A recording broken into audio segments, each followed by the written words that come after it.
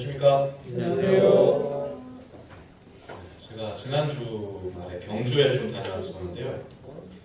경주에서 이제 올라오는 길에 그 고속도로에 보면 그 왜 야립간판이라고 있거든요. 이렇게 고속도로변에 크게 서 있는 광고판들 있잖아요.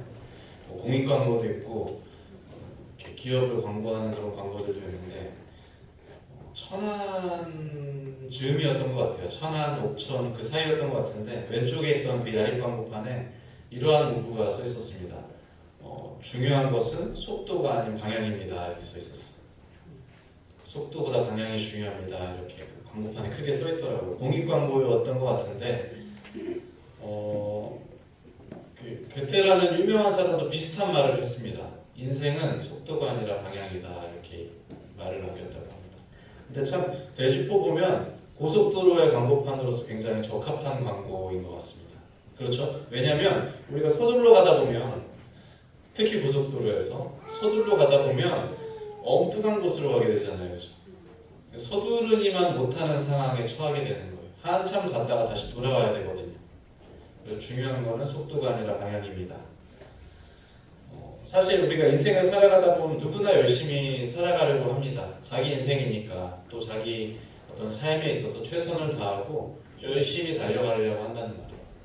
저도 그렇습니다. 저의 개인의 인생에서도 그렇고 또 신앙적인 측면에서도 그렇고 뭐 가족을 돌보는 일에서도 그렇고 최선을 다하려 하지만 이따금 멈춰서 생각을 하는 거예요. 무슨 생각을 하느냐면 내가 정말로 올바른 방향으로 가고 있는가.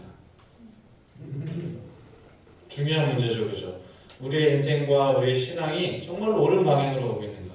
하나님께서 인도하시는, 하나님께서 원하시는 그 방향으로 내가 정말로 가고 있는가. 만약에 우리가 그렇지 않다고 한다면, 만약에 제가 방향이 아니라 속도에 치중해서 내가 가고 싶은 대로 가고 있다고 한다면 문제가 생기죠. 아까 말씀드린 것처럼 가던 길을 돌아오게 되든지 또 헛수고를 한다든지 하는 몇 가지 문제가 생기게 됩니다. 그래서 오늘 교제하고자 하는 주제는 이와 같습니다. 속도가 아닌 방향이라는 것인데 우리 본문 말씀 사도행전 1장을 좀 찾아보겠습니다. 신약성경 사도행전 1장입니다.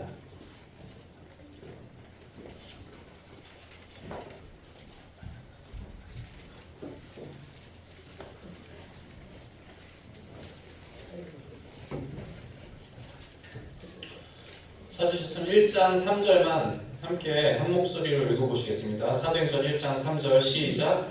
그가 고난받으신 후에 또한 그들에게 확실한 많은 증거로 신이 살아계심을 나타내사 40일 동안 그들에게 보이시며 하나님 나라의 일을 말씀하시니라. 네, 3절만 읽었습니다. 사도행전은 우리가 아시는 것처럼 예수님께서 부활하신 그 장면으로부터 이 사도행전이 시작합니다. 그리고 예수님께서 부활하셔서 이 땅에 계시는 40일 동안 그분께서 하셨던 일, 또 하셨던 말에 대해서 우리가 방금 읽었던 1장 3절에서 명확하게 기록합니다. 그가 고난 받으신 후에 또한 그들에게 확실한 많은 증거로 친히 살아계심을 나타내사 부활하셨다는 의미죠. 그 이후에 40일 동안 그들에게 보이시며 하나님 나라의 일을 말씀하시니라 이렇게 하죠. 부활하신 예수님께서 40일 동안 그 짧으면 짧고 길면 긴 그 시간 동안 그분께서 하셨던 일이 있는데 그것이 무엇이냐면 하나님 나라의 일을 말씀하셨다는 거예요. 사실 찾지 않겠습니다만 마가복음 1장에서 예수님께서 공생애를 사역하시는 그 장면에 대해 기록하면서 분명하게 말하기를 때가 찼고 하나님 나라가 가까이 왔으니 회개하고 복음을 믿으라 이렇게 말씀하십니다. 그분의 시작과 끝에 하나님 나라가 있었고 그분의 공생애 기간 많은 말씀의 선포 가운데도 분명하게 하나님 나라에 대한 그 복음이 계속해서 전해졌다는 것을 우리는 다 알고 있을 거예요. 하나님 나라를 선포하시고 하나님 나라를 비유로 말씀하셨어요. 항상 그분께서 말씀하셨던 그 하나님 나라를 이제 부활 후에 세상에 머무시는 이 기간 동안에 다시 한번 말씀하시는 중. 그것은 이 주제가 예수 그리스도에게 정말 특별한 주제라는 것을 의미하는 것입니다. 하나님 나라라고 하는 이 주제는 그분께서 정말 관심 있으시고 정말 말씀하고 싶은 예수 그리스도의 주된 관심사였던 거예요. 이 나라라고 표현된 단어가 있습니다. 이 단어는 바실레이라는 단어인데 이 단어는 어떤 영토적인 것을 의미하는 것이 아니라 사실은 권력, 또 지배권, 왕권을 의미하는 거예요. 그러니까 다시 말하자면 예수님께서 수없이 강조하셨던 하나님 나라라는 것은 어떤 영토적인 왕국, 또 가시적인 어떤 국가를 의미하는 것이 아니라 이것은 하나님께서 통치하시는 상태적인 측면을 의미하는 것이 더 강하다는 것이죠. 그래서 살아계신 하나님의 다스림, 하나님의 주권이 있는 곳, 하나님께서 통치하시는 곳, 그것이 여기에 기록된 하나님의 나라인 것이고, 예수님께서 수없이 강조하셨던 하나님 나라를 가리키는 사실은 내밀한 의미인 것입니다. 마치 우리가 교회를 가리킬 때 우리가 교회라고 말하면 어떻습니까? 이것은 어떤 장소가 아니죠. 또 어떤 건물도 아닙니다. 신약 성경에서 교회라고 말할 때 교회는 불러낸 성도들의 무리, 에클레시아를 말하잖아요. 그죠? 교회는 불러낸 성도들의 무리, 거룩한 성도들의 모임인 것입니다. 그것처럼 하나님의 나라라는 것도 동일합니다. 이것은 어떤 특정한 장소를 의미하는 것이 아니라 어떤 영토를 의미하는 것이 아니라 이것은 하나님께서 온전히 통치하시는 그런 상태적인 측면을 얘기하는 거예요. 예수 그리스도께서 사역하시면서 말씀하고자 하셨던 핵심적인 가치가 바로 이것입니다. 하나님 나라, 하나님께서 온전히 통치하시는 것. 죄와 사망이 통치하던 그 상태에서 그분께서 완전한 변화를 주고 싶으셨어요. 우리가 이전에는 어둠의 권세에 지배당했다면 이제는 하나님에 의해 통치되는 그 거룩한 상태를 그분께서 꿈꾸신 거예요. 몇 가지 말씀을 읽어드리겠습니다. 누가복음 4장인데 제가 그냥 읽어드리겠습니다. 예수께서 이르시되 내가 다른 동네에서도 하나님의 나라 복음을 전하여야 하리니 나는 이 일로 보내심을 입었노라 하시고, 누가복음 4장에서 분명히 말씀하시기를 하나님의 나라 그리고 복음이라고 말씀하십니다. 그리고 내가 이 일을 위해서 부르심을 받았다 이렇게 얘기하시죠. 누가복음 8장에서도 이렇게 기록합니다. 예수께서 각 성과 촌에 두루 다니시며 하나님의 나라를 반포하시며 그 복음을 전하실세. 그분께서 계속해서 말씀하셨어요. 하나님의 나라를 전하시고, 그리고 이 하나님의 나라라는 것은 필연적으로 복음이라는 단어와 연결되는 거예요. 하나님의 나라가 곧 복음이라는 것입니다. 주권이라고 부르잖아요. 우리가 하나님의 주권, 하나님께서 창조하시고 그분께서 취하셔야 될 마땅한 권리, 주님으로서, 주인으로서 가지는 그 주권. 그러나 그 주권이 창세 이후로 완전히 무너졌습니다. 우리가 알고 있는 것처럼 이 땅은 사단에 의해 지배당하고 죄와 사망의 권세에 의해서 눌려있는 상태. 예수 그리스도께서 그 주권을 온전히 회복하시기 위해서 이 땅에 오셨다. 그래서 우리에게 부당한 지배권을 행하고 있는 그 죄와 사망의 권세를 무력화시키시고 하나님의 권리를 온전히 회복하시는 거예요. 하나님에 의해 통치되는 상태로서 이 땅을 다시 되돌려 놓으시는 거예요. 그게 예수님 사역의 목표였던 거예요. 제가 지난달인가요? 2번 정도 교제를 하면서 침례에 대한 교제를 드렸습니다. 갈라디아서, 골로새서 여러 가지 말씀을 인용드리면서 복음이라는 것은, 복음에 참여한다는 것은 결국 무엇을 의미하는지, 이 복음이라는 것은 결코 그냥 우리가 천국 가서 좋다 이 소식을 의미하는 것이 아니라, 복음이라는 것은 우리가 그리스도의 죽음에 분명히 연합되어지고 우리가 그리스도의 부활에도 연합되어지고 상태적으로 우리가 그리스도를 옷 입은 상태가 되어서 어떻습니까? 복음이라는 것은, 기쁜 소식이라는 것은 나를 다스리던 죄와 사망의 권세에서 이제는 내가 완전히 벗어나며 이제 나를 통치하던 것이 사단의 권세가 아니라 하나님이 나를 통치하신다는 것을 기쁘게 선포하는 것, 그게 복음 아닙니까? 그게 온전한 복음의 의미인 것이죠. 그렇기 때문에 하나님의 나라라는 것은, 복음서에서 수없이 얘기하고 사도행전 1장 3절에서 기록된 이 하나님의 나라라는 것은 막연하게 우리가 기다려야 될 천국이나 어떤 내세를 의미하는 것이 아니고, 이것은 어떻습니까? 물론 그런 천국도 당연히 포함하지만 하나님의 나라라는 것은 현재 진행형이잖아요. 그렇죠? 그리고 우리가 성도 개개인이 그 그분의 통치 아래 있다면 반드시 누려야 되는 그런 축복과 기쁨 가운데 있는 그런 상태를 의미하는 것입니다. 이것을 잘 표현한 찬송가가 우리가 잘 알고 있는 찬송가 288장인데 우리가 침례식에도 같이 부르셨던 찬송가예요. 그 찬송가에서 이렇게 얘기합니다. 예수로 나의 구주 삼고 이렇게 시작하는 찬송가 아시죠? 예수로 나의 구주 삼고 성령과 피로써 거듭나니 이 세상에서 내 영혼이 하늘의 영광 누리도다. 이 세상에서 내 영혼이 하늘의 영광 누리는 것입니다. 2절 3절에도 비슷하게 얘기합니다. 온전히 주께 맡긴 내 영이 사랑의 음성을 듣는 중에 천사들 왕래하는 것과 하늘의 영광 보이도다. 3절에도 주 안에 기쁨 누림으로 마음이 풍랑이 잔잔하니 세상과 나는 가는 곳 없고 구속한 주만 보이도다. 하나님에 의해서 완전히 통치되는 상태, 하나님의 나라인 상태. 성도 스스로가 하나님의 나라로서 존재하고 있는 상태잖아요.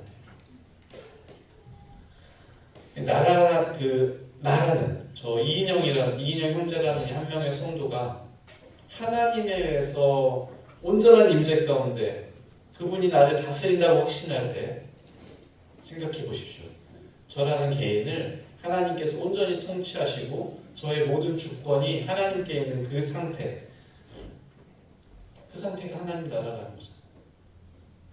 성도님들에게도 마찬가지겠죠. 성도님들 한 분 한 분을 하나님께서 온전히 다스리실 때 그때 성도님들을 우리가 하나님 나라라고 부르는 거예요. 그래서 이렇게 얘기하는 거예요. 우리를 나라와 제사장으로 삼으신 그에게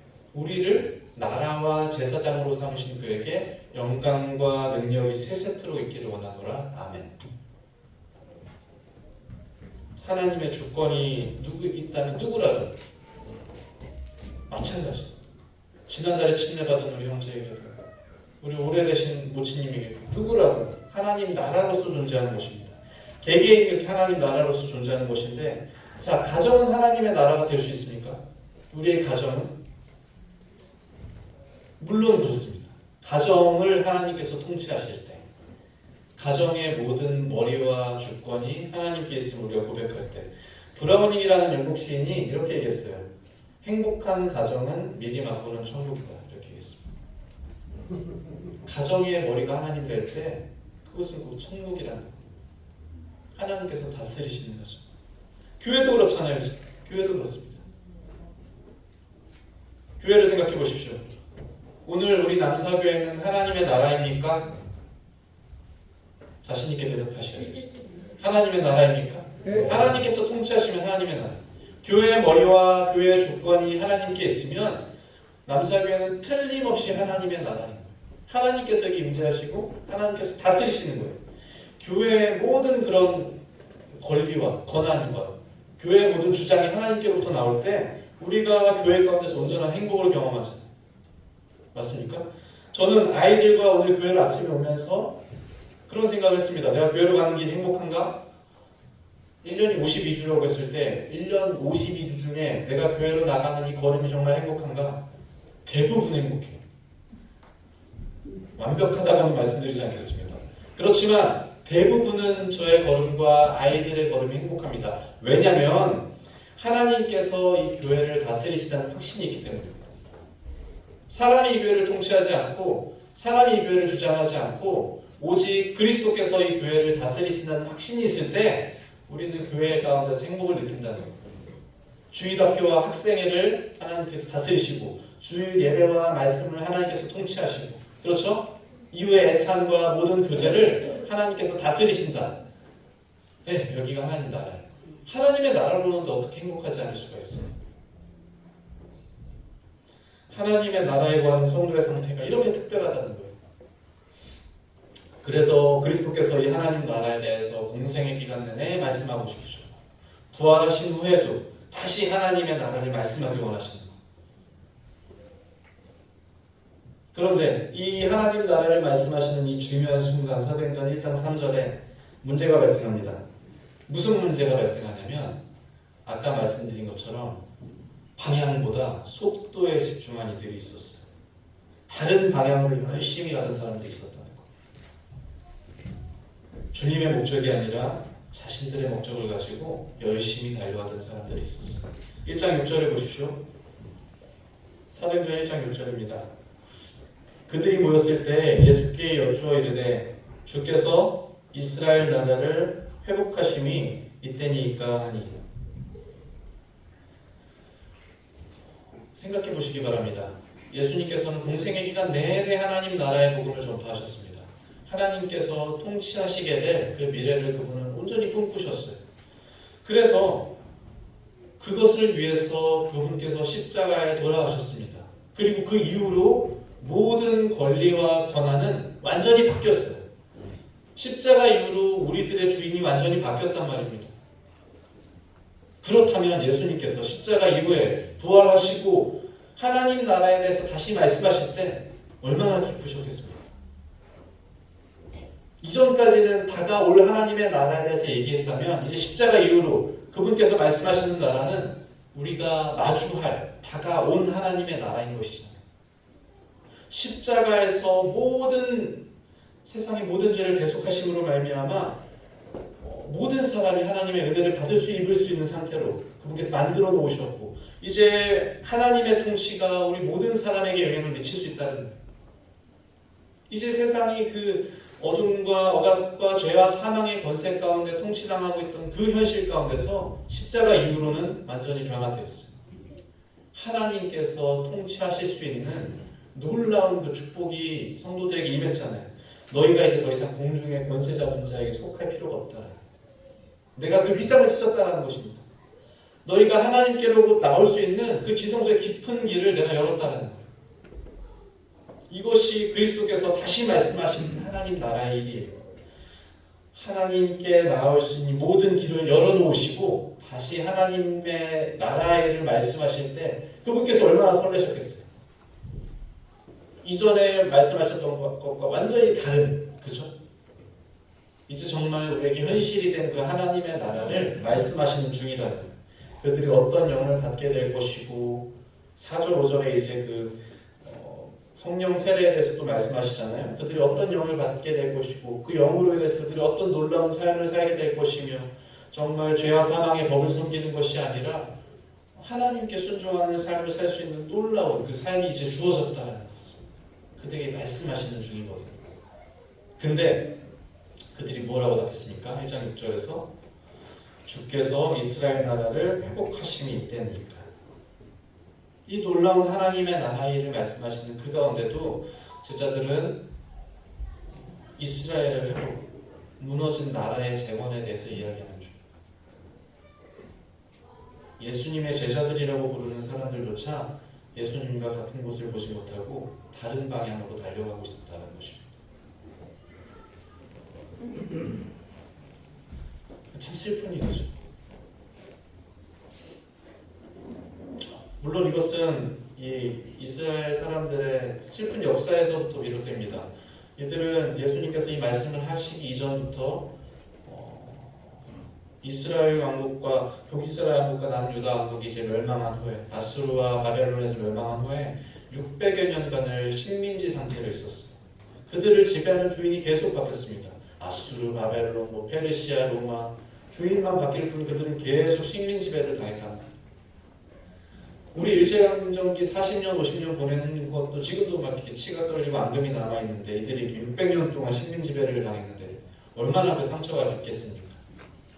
그래서 그들은 계속해서 그 메시아를 기다렸어요. 구약 성경에서 말씀하셨고 그 메시아, 우리를 재건할, 우리를 회복할 그 메시아를 그들이 끊임없이 기다렸다. 그래서 예수님이 하나님의 나라를 이야기할 때도 그들의 눈은 본질을 보지 못하고 그들이 원하는 대로, 그들이 보고 싶은 대로 그 방향을 향해 가고 있는, 내가 가고 싶은 대로.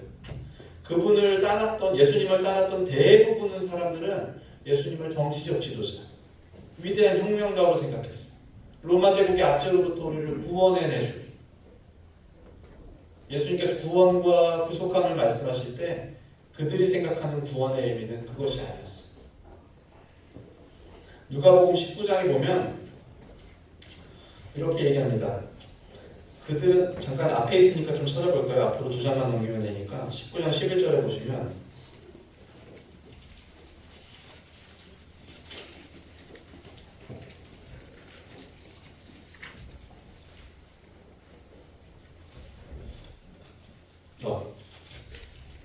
그냥 제가 읽어드리겠습니다. 다른 곳에 있는데 누가 보면 이렇게 기록합니다. 그들은 하나님의 나라가 당장에 나타날 줄로 생각함이었더라. 예수님께서 무슨 말씀을 하실 때, 기적을 베푸실 때, 또 예루살렘을 향해서 나가실 때 대부분의 사람들은 이렇게 기대했어요. 하나님의 나라라는 것이, 예수님께서 그렇게 말씀하셨던 하나님의 나라라는 것이 당장에 이루어질 줄로 생각합니다. 이제 그분께서 우리를 구원하시겠구나. 이제 정말로 로마 제국의 압제로부터 우리를 구원해내시겠구나. 그분께서 위대한 혁명을 일으키시겠구나. 결국 그들이 올바른 방향을 보지 못했다는 거예요. 엉뚱한 길로 계속해서 달려갔다는 거예요. 근데 중요한 건 뭐냐면 이것이 오늘날 성도에게도 동일한 위협이라는 것입니다. 오늘날 살아가고 있는 성도들에게도 이것은 틀림없이 동일하게 우리의 신앙에 있어서 정말로 위협이 되는 부분이고, 어떤 개인의 해결되지 못하는 그런 상처들이나 또 아픈 기억들, 오래된 습관들이나 어떤 피해의식이나 주변의 환경들이나 뭐든 상관없어요. 그런 것들로 인해서 우리가 똑바로 봐야 될 우리의 목적지를 똑바로 보지 못한다는 거. 주님께서 바라보라고 하셨던 것을 보지 못하고 우리가 그것을 자의적으로 해석하고 우리가 그것을 내 야망에 맞추기도 하고 내 뜻에 편하게 우리가 그것을 생각하기도 하고, 그래서 어느 때고 우리 자신에게 정말로 물어봐야 될 주제가 바로 이것인 것이죠. 우리는 정말로 올바른 방향을 향하고 있는가? 누구도 이곳에서 자신 있게 말할 수 없습니다. 나는 정말로 똑바로 살아가고 있습니다. 난 정말로 주님께서 말씀하신 곳을 향해 가고 있습니다. 라고 당당하게 말할 수 없습니다. 끊임없이 점검해야 돼요. 반복적으로 우리가 정말로 옳은 방향으로 향해 가고 있는가? 왜냐하면 이들이 그런 것처럼 우리는 특별히 연약하기 때문입니다. 예수님의 복음을 우리가 짜놓은 복음에 맞추기도 하고, 우리가 어떤 짜놓은 예수님의 모양이 있으면 예수님을 그 안에 우겨넣는다는 거예요. 그 정해진 틀 안에 내가 바라는 예수님, 내가 바라는 하나님으로 만드는 거예요. 희생과 헌신 없이 그냥 복을 주는 분으로 만든다든지, 아니면 어떤 필요할 때는 내가 주님으로 찾지만 그렇지 않을 때는 내가 주님이 된다든지, 정말로 그렇게 올바르지 못하고 바르지 않은 그런 시선들이 우리를 얼마나 어지럽히는지 모르겠어요. 우리가 이렇게 옳은 방향으로 향하지 않는다면, 방향이 아니라 속도에 치중해서 그냥 달려가다 보면 아까 말씀드린 것처럼 몇 가지 문제를 만나게 된다고 제가 말씀드렸죠. 그 중에 첫 번째 문제는 뭐냐면 우리는 잘못된 헌신을 하게 된다는 거예요. 마치 열심히 가야 헛수고고 다시 돌아와야 되는 것처럼 우리는 옳은 방향으로 행하지 않을 때 잘못된 헌신을 하게 됩니다. 마태복음 16장을 제가 인용하자면 기억나실 것입니다. 이르시되 너희는 나를 누구라 하느냐? 시몬 베드로가 대답하여 이르되 주는 그리스도시요 살아계신 하나님의 아들이시니이다. 예수께서 대답하여 이르시되 가엾나 시몬아 내가 복이 있도다. 이를 내게 알게 하니는 혈육이 아니요 하늘에 계신 내 아버지시니라. 칭찬 들었습니다. 베드로가, 그죠? 주는 그리스도시요 살아계신 하나님의 아들이십니다. 이렇게 고백해서 칭찬받았습니다. 그리고 바로 그 다음 절에 예수님께서 죽임을 당하고 제3일에 살아날 것을 제자들에게 말씀하시니까 베드로가 갑자기 발끈했어요. 그래서 주여 그리마옵소서, 이 일이 결코 죽게 미치지 아니하리이다 했더니, 그렇게 영광스러운 칭찬을 듣고 주님께서 뭐라고 말씀하셨습니까? 사탄아 내 뒤로 물러가라 이렇게 했어요. 그러면서 너는 나를 넘어지게 하는 자로다. 네가 하나님의 일을 생각하고 하나님의 일을 생각하지 아니하고 도리어 사람의 일을 생각하는. 예수님께서 죽으실 것과 부활하실 것을 말씀할 때 베드로의 시선은 다른 곳에 고정되어 있었어요. 베드로에게 있어서는 예수님께서는 어떻습니까? 그들이 바라던 그 야망을 이루어줄, 반드시 살아있어서 힘있고 능력있게 그들을 통치할 구세주 메시아로서 굳건하게 건재해야 되거든요. 그런데 예수님께서 십자가에 달려 죽으실 것을 말씀하실 때 그는 화가 났어요. 하나님의 일을 보지 않고 사람의 일을 생각했다라고 주님께서 꼬지셨습니다. 사람의 일이라는 것은 결국 무엇입니까? 베드로가 설정한 방향이 완전히 잘못됐다는 것을 의미합니다. 베드로가 예수 그리스도께서 지시한 명령하신 하나님의 방향이 있었는데 그것이 아니라 자신의 생각에 의존한 자신의 판단에 의거한 사람의 방향으로 열심히 달려가고 있었다는 거예요. 얼마나 많은 사람들이 오늘날에도 그리스도를 위한다는 이유로 교회를 위한다는 이유로 하나님을 위한다는 이유로 자신들의 욕망을 자신들의 야망을 종교적으로 이용하는지 모르겠어요. 그래서 하나님에게 충성하고 하나님에게 헌신하는 것이 아니라 내 뜻에 헌신하고 내 야망에 헌신하고 내 욕심에 충성하는 거예요. 사람에 충성하고 사람에 의지하고 하나님 없는 사역에 열심을 들이고 이게 하나님의 일이 아닌 사람의 일이라는 것입니다. 교회나 모임 가운데도 어떻습니까? 주님의 뜻이라는 그런 명분 아래서 수많은 사람들이 상처받고 교회를 떠나가기도 합니다. 정말로 그게 하나님께서 뜻하신 방향에 맞는지를 우리가 고민해봐야 되는 문제인 것이죠. 사람의 뜻이 아니라 하나님의 뜻이 무엇인지를 우리가 끊임없이 물어봐야 되는 지점이 바로 여기 있는 거예요. 잘못된 헌신은 이제 두 번째 문제를 가지고 오는데 그게 뭐냐면 잘못 헌신하게 되면 어떻습니까? 우리는 잘못 기대하게 돼요. 열심히 우리가 투자하고 노력하는 것에 대한 잘못된 기대를 하게 된다는 것입니다. 그래서 시간이 없으니까 찾지는 않겠습니다만 마가복음 9장에 보면 잘못된 9장 10장에 동시에 나옵니다. 잘못된 기대에 매몰되어 있는 제자들의 모습이 마가복음 9장 10장 연속해서 등장하는데 마가복음 9장에서는 누가 큰지 서로 쟁론하는 제자들이 나옵니다. 예수님께서 가시고 있는데 뒤에서 막 서로 쟁론을 하는 거예요. 누가 크니 누가 작니 내가 크니 내가 더 사역을 많이 했니. 예수님이 만들게 될 그들이 생각하는 하나님의 나라라는 곳에서 누가 더 크니 하고 쟁론합니다. 그리고 그 바로 뒤에 이어서 마가복음 10장에서는 이제 야고보랑 요한이 나와서 예수님께 찾아옵니다. 그리고 뭐라고 말합니까? 주님 영광 중에 들어갈 때 우리 두 사람을 한 명을 오른쪽 한 명을 왼쪽에 앉혀주십시오. 대단한 착각을 하고 있잖아요. 이들은 잘못된 기대를 하고 있습니다. 잘못된 헌신 가운데 그들은 어긋난 기대를 하고 있는 거예요. 많은 이들이 예수님을 통해서 바라고 기대하고 있는 모습이 사실 이런 거예요. 예수님을 통해서 어떤 복을 받고 어떤 영광을 누리고 병을 치유하고 성공하고 가정이 평안하고 마음의 평안을 누리고 죄책감을 조금 덜고 물론 그런 것들은 예수님께서 은혜로 주실 수 있는 것들입니다. 그렇지만 그것이 결코 우리가 예수님을 만나야 되는 궁극적인 목적이 될 수 없다는 것을 우리 양심은 분명히 깨달아야 알고 있습니다. 예수님께서 설정하신 방향은 그게 아니라는 거예요. 예수님을 따라다니던 수많은 사람들이 있었습니다. 복음서에서는. 그분을 구름 같은 무리들이 따라 나갔다 했는데 그 무리들이 다 흩어졌어요. 왜요? 그들은 잘못된 기대를 하고 있었어요. 자신들이 기대하던 그 예수님의 모습을 찾아다녔어요. 잘못된 기대의 끝이 무엇입니까? 그 무리들처럼 잘못된 실망으로 이어지는 거예요. 실족한다는 것입니다. 아무도 실족하라고 권하지 않은 그 장소에서 그들이 걸려 넘어져요. 왜냐하면 잘못된 기대를 하고 있었기 때문에. 실망하지 말아야 되는 그 순간에 분명하게 넘어지는 것입니다. 내가 기대하던 예수님의 모습과는 달랐기 때문에, 내가 바라는 예수님의 축복과는 달랐기 때문에. 예수님께서 예루살렘에 그 나귀 새끼를 타고 입성하셨던 장면 기억하실 거예요.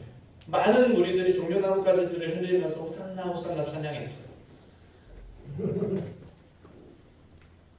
이제 예루살렘에 이분이 왕으로서 임하시는 거예요. 그래서 나뭇가지를 깔고 막 겉옷을 깔고 이러면서 정말로 왕을 모시는 것처럼 그들이 호산나 호산나 노래를 불렀어요. 그죠? 그런데 채 몇 장 지나지 않아서 많은 무리들이 빌라도한테 나와서 십자가에 못 박으소서라고 해요. 이 두 무리들이 완전히 구분된 무리라고 저는 생각하지 않습니다. 무슨 말이냐면 그분을 왕으로 칭송하던 사람들이 예수 그리스도의 무기력함에 실망한 거예요. 예수 그리스도의 나약함에 실망한 것입니다. 그래서 그분을 실망하고 저주하고 십자가에 못 박으라고 얘기하는 거예요. 왜 그렇습니까? 잘못 기대해서 잘못 실족하는 거예요. 제자들이라고 예외는 아니었어요. 제자들도 요한복음 21장에 보면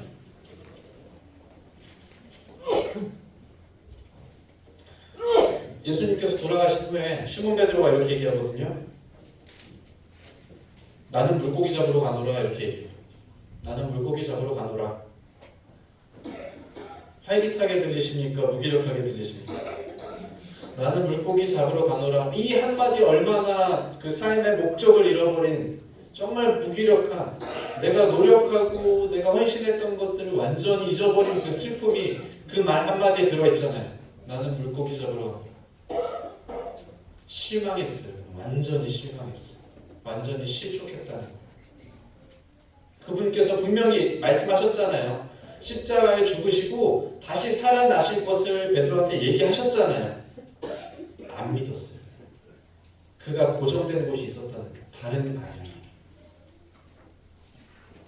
누가복음 24장에서 엠마오로 가는 두 명의 제자들이 나옵니다. 우리 여기는 좀 같이 찾아볼까요? 신약성경 누가복음 24장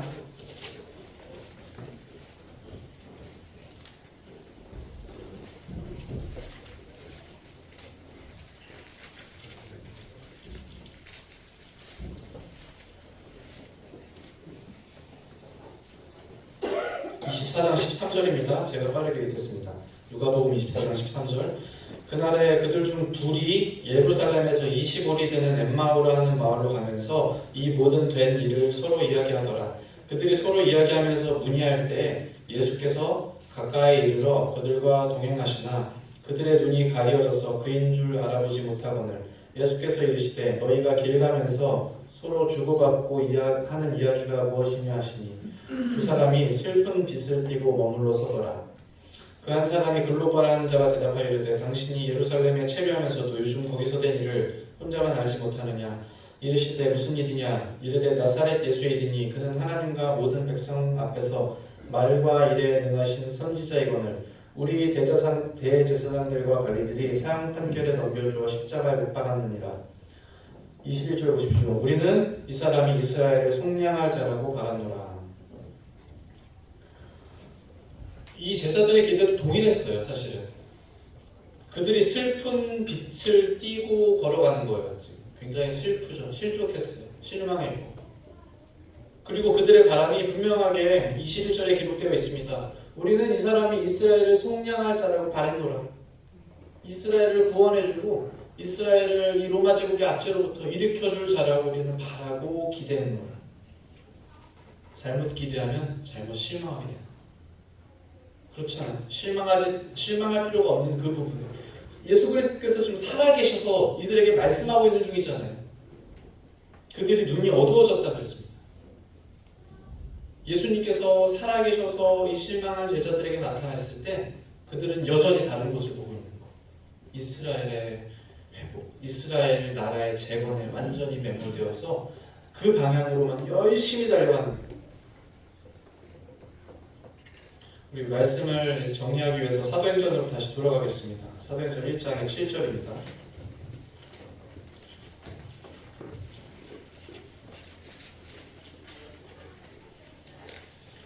제자들이 이스라엘 나라를 회복하심이 이때입니까? 라고 물어본 바로 그 다음 장면입니다. 1장 7절에 보시면 사도행전 1장 7절 이르시되 때와 시기는 아버지께서 자기의 권한에 두셨으니 너희가 알 바 아니요 오직 성령이 너희에게 임하시면 너희가 권능을 받고 예루살렘과 온 유대와 사마리아와 땅끝까지 이르러 내 증인이 되리라 하시니라. 이 말씀을 마치시고 그들이 보는데 올려져 가시니. 여기까지 읽겠습니다. 예수님께서 얼마나 답답해졌겠어요. 공생의 기간 내내 하나님 나라를 말씀하시고 이제 부활하셔서 40일 남짓된 그 시간 동안 다시 하나님의 나라를 말씀하시는 중에 여전히 그들의 시선이 다른 곳을 향해 있다. 때와 시기는 어떻습니까? 아버지께서 자기의 권한을 주셨으니 너희의 알 바 아니라는 거예요. 이스라엘 언젠가 분명 회복하실 거예요. 그런데 지금 그게 중요한 게 아니에요. 계속해서 이스라엘의 회복에 이 자신들의 목적이 갇혀있는 이 제자들에게 8절에서 9절에서 이제 승천하시기 전에 다시 한번 당부하시잖아요. 예루살렘과 온 유대와 사마리아와 땅끝까지 이르러서 내 증인이 되리라. 그러니까 이런 거예요. 우리가 뭐 있다라고 하면 사람들이 못 찾잖아요. 저기 있어, 저기 있어. 이렇게 가르쳐 주거든요. 그죠? 처음에는 가르쳐 줍니다. 저쪽 봐봐, 저기 있어. 어디 계속 그러면 이제 어떡합니까? 고개를 자꾸 돌려줘야 돼요. 그래서 저기 있잖아, 저쪽 보라. 얼굴을 자꾸 이쪽 이렇게 향하게. 그래도 못 찾으면 할 수 없는데 이게 어쨌든 할 수 있는 최고의 수단이잖아요. 그래서 지금 예수님께서 제자들에게 손가락으로 가르쳐 주시다 못해서 이제 고개를 잡고 돌려주시는 거예요. 저기 봐라. 저쪽 방향 봐봐, 제발. 저는 정말로 주님께서 제 머리 잡고 이렇게 돌리셨으면 좋겠어요. 거기를 똑바로 볼 수 있게. 주님께서 제 머리 잡고 저기 봐봐 라고 말씀하셨으면 좋겠어요. 그래서 제가 똑바로 볼 수 있고 제 시선이 정말로 그곳을 향할 수 있다면 그거보다 더 큰 축복이 어디 있겠습니까? 자동차를 타고 간다고 할 때야 사실은 뭐 그냥 안내하는 길 따라가면 될 문제인데 우리의 삶과 신앙은 그런 문제가 아니지 않습니까? 이것은 결코 간단한 문제가 아니에요. 우리의 신앙과 우리의 삶이 도대체 어떻게 해야 옳은 방향을 똑바로 향할 수 있는가? 오래전부터 많은 사람들이 길을 찾을 때 어떻습니까? 내비게이션도 없고 지도도 없던 시절에 많은 사람들이 별을 찾아서 이제 방향을 찾았어요. 그죠? 그때 별도 밤하늘에 빙글빙글 도는 거 혹시 아십니까? 가을에는 이쪽에 있던 별이 봄에 이쪽으로 옮겨요. 별이 계속 방향을 돌아요. 그래서 아무 별이나 보고 길을 찾으면 안 됩니다. 근데 결코 움직이지 않는 별이 하나 있습니다. 그것을 우리가 북극성이라고 부르죠. 밤하늘은 북극성을 딱 중심으로 해서 빙글빙글 돌아갑니다. 그래서 북극성만큼은 1년 365일 항상 북쪽을 가리키고 있어요. 모든 별이 움직여도 이 북극성은 밤하늘 그 자리에 고정돼서 항상 거기 있다라는 거예요. 그래서 사람들은 북극성을 보고 북쪽을 찾아갔어요. 길을 찾는 사람들, 바다에서 항해하는 사람들 누구라도 예외 없이 북극성이 그들의 지침이었어요. 여기에 답이 있잖아요. 그죠? 여기에 답이 있습니다. 방향과 목적은 어떻습니까? 흔들리지 않은 곳에 고정되어야 된다는 것입니다. 우리가 방향을 설정할 때, 우리 인생의 목적을 설정할 때 그것의 고정점은 어디에 있어야 되느냐? 흔들리지 않는 곳, 움직이지 않는 곳, 변하지 않는 곳에 고정되어 있어야 된다는 거예요. 그렇지 않으면 우리 삶은 이리저리 흔들리게 될 거예요. 우리의 방향을 정할 때 목적지가 되는 그것은 어때야 되냐? 변하지 않아야 되고 세월이 지나도 가치가 변해도 문화가 변해도 역사가 바뀌어도 그것은 결코 흔들려서는 안 되는 것이어야 돼요. 영원한 것이어야 돼요. 그래야 우리가 그것을 우리의 삶의 목적지로 삼고 우리의 방향을 설정해 나갈 수 있잖아요. 그렇죠? 그것이 오늘 본문에서는 사도행전 1장 3절에서 기록된 영원한 하나님의 나라인 것입니다. 그리고 또 다른 말씀에서는 예수 그리스도는 어제나 오늘이나 영원토록 동일하시느니라 이렇게 말씀하셨어요. 영원하신 예수 그리스도, 변하지 않는 예수 그리스도가 밤하늘에 비추이는 북극성처럼 우리 인생을 인도하는 유일한 빛입니다. 왜냐하면 그분만이 변하지 않으시기 때문에. 풀은 마르고 꽃은 시드나 우리 하나님의 말씀은 영원히 서리라 그랬어요.